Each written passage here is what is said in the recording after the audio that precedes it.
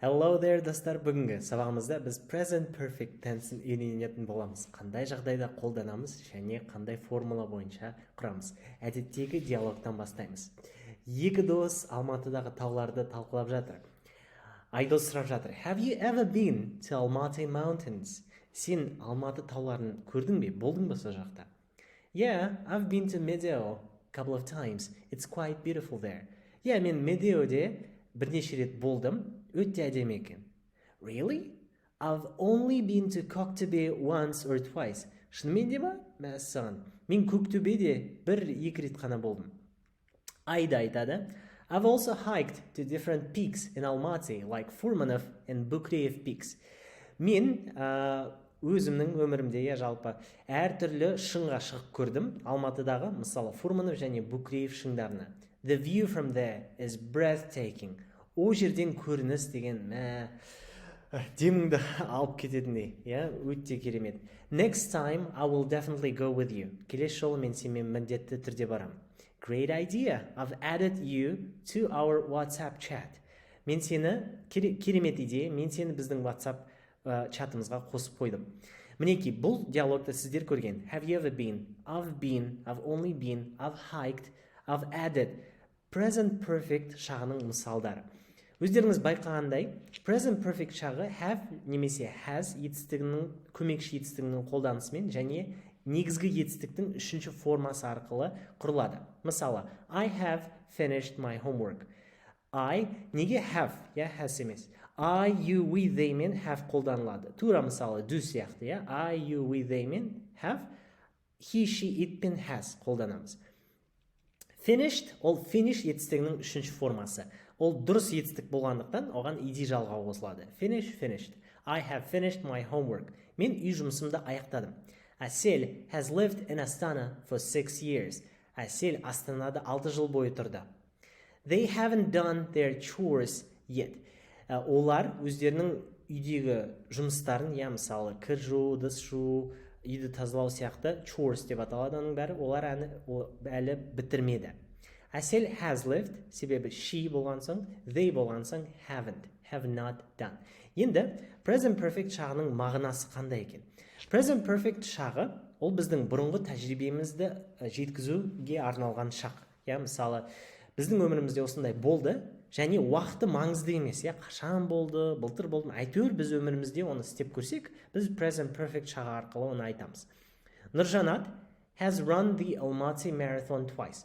Нұржанат Алматы марафонына 2 рет қатысты. Біз қашан қатысқан нақтыламаймыз, жалпы қатыстым, ондай тәжірибесі бар ма, жоқ па?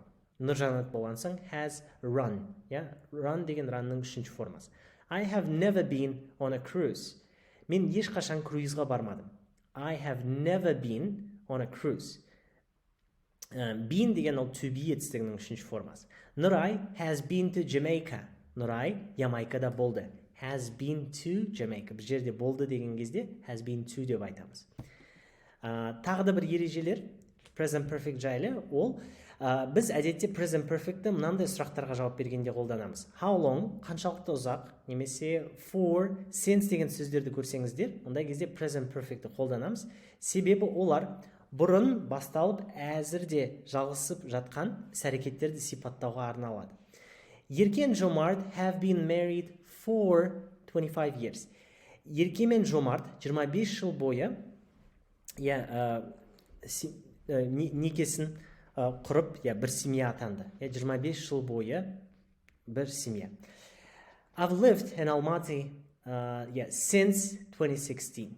Бұл жерде for негізі керек емес. I've lived in Almaty since 2016. Мен Алматыда 2016 жылдан бері тұрамын. I've known Аманжол for about 7 years. Мен Аманжолды 7 жыл бойы танимын. Мына екінші слайдта for дегенге қарамаңыздар. Ол бұл жерде қате. Мынаны алып тастайық. Since 2016, I've known Аманжол for about 7 years. 7 жыл бойы танимын. Since пен for'дың айырмашылығы, since деген ол бұрынғы сәттен басталып, сол а нүктесін белгілейді. 2016 жылдан бері. For деген ол ұзақтықты белгілеу үшін, 7 жыл бойы. Керемет. Және келесі сөздермен just, yet, already. Just деген қазір ғана, yet деген әлі емес, already уже, істеп қойдық деген сөз. I've just seen in-car in shopping center. Мен қазір ғана in-carды сауда орталығында көрдім. Асылай hasn't finished doing her homework yet. Асылай өзінің үй жұмысын әлі бітірмеді. Yet. Hasn't finished doing her homework yet. They have already discussed this question. Олар бұл сұрақты талқылап қойды. Енді қазақ тілінде уже дегеннің тікелей аудармасы жоқ, бірақ қазір ғана олар олар уже осыға дейін талқылап қойды бұл сұрақты. Енді бұл ережелерді бір рет практикада қолданып көрейік. Мына тапсырмада жақшада тұрған етістіктерді дұрыс формасына қоюымыз қажет. They cleaning the house. Олар үйді тазалауды бітірді, finish, аяқтады. Енді бұны present perfectқа қойып көрейік. They болған соң have, және finished етістігінің үшінші формасы finished. They have finished cleaning the house. Дәл осылай келесі үш мысалға жақшадағы тұрған етістіктерді present perfectқа қойып көріңіздер. Алдымен өзіміз істейміз, видеоға пауза қоямыз, кейін оралып менікімен салыстырамыз. Егер сіздер мені тыңдап отырсаңыздар, демек жауаптарыңызды менікімен салыстыруға дайынсыздар. Кеттік.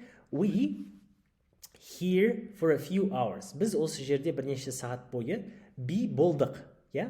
We болған соң have, I, you, we, they мен have қолданамыз. We have және be'дің үшінші формасы been. We have been here for a few hours. Біз бірнеше сағат бойы осы жерде болдық.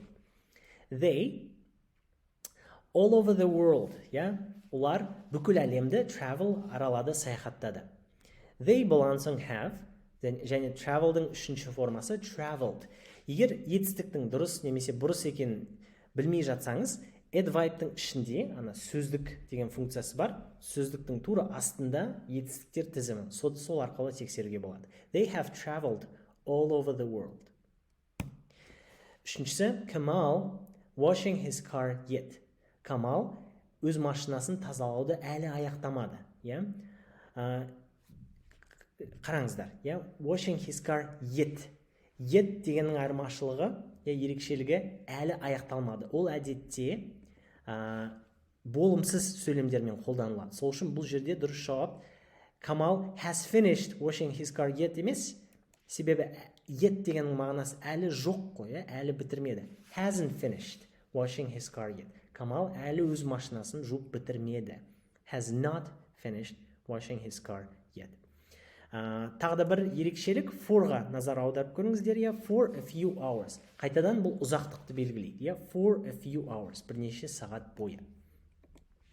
Енді осы сабақтың жаңа сөз тіркестері. Have chance. Мүмкіндікке ие болу. Hear reviews. Кері байланыс есту. Мысалы, сіз бір мейрамханаға келіп, ол туралы осыға дейін бір кері байланыс естідіңіз. Отзыв. Acting has been impressive. Impressive деген таңғаларлық. Олардың acting, мысалы, кинодағы актерлердің ойыны сізді таңғалдырды. Acting has been impressive. Has been. Бұл да present perfect. Strongly recommend something. Бір зат істеуге жақсы кеңес беру. Қатты кеңес беру. I strongly recommend you visit this restaurant. Мен саған бұл мейрамханаға барып келуге үлкен кеңес беремін. I strongly recommend you visit this restaurant. Add to my list. Менің тізіміме қосу. Сол кеңесті естіген адам I added this restaurant to my list дейді. Keep up with new releases. Жаңа шығарылымдарды көріп үлгеру. Мысалы, ән шығарылымдарды. Compare notes. Өзіңнің жасаған заметкаларыңды, жазбаларыңды салыстыру. Do chores. Үйдегі жұмысты орындау. Ыдыс жуу, ыдыс аяқ жуу. Run marathon. Марафонға қатысу. Discuss question. Сұрақты талқылау. Мінекей достар, бұл сабағымыздың жаңа сөз тіркестері осы тізімде көрсетілген. Енді платформаға өтіп бүгінгі жаттығуларды бірге орындайық.